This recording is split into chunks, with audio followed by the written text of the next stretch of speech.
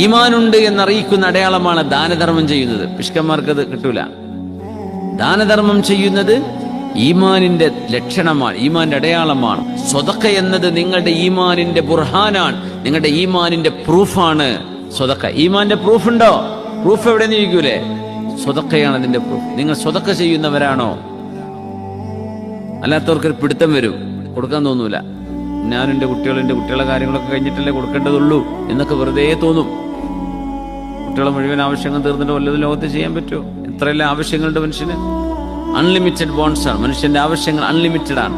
Commerce ഒക്കെ പഠിക്കുന്നില്ല, unlimited bones. മനുഷ്യന്റെ ഡിമാൻഡുകൾ അൺലിമിറ്റഡ് ആണ്. പക്ഷെ അതിനിടയിൽ നമുക്ക് ദാനധർമ്മം ചെയ്യാൻ പറ്റണം. വസ്സദഖത്തു ബുർഹാൻ, ദാനധർമ്മം ചെയ്യണം എന്നാ പറഞ്ഞത്. സന്തോഷം കിട്ടുന്ന വലിയൊരു കാര്യമാണ് ദാനധർമ്മം. ഒരു മനുഷ്യന് വെറുതെ എന്തെങ്കിലും കൊടുക്കുക, അത് ഭയങ്കരമായ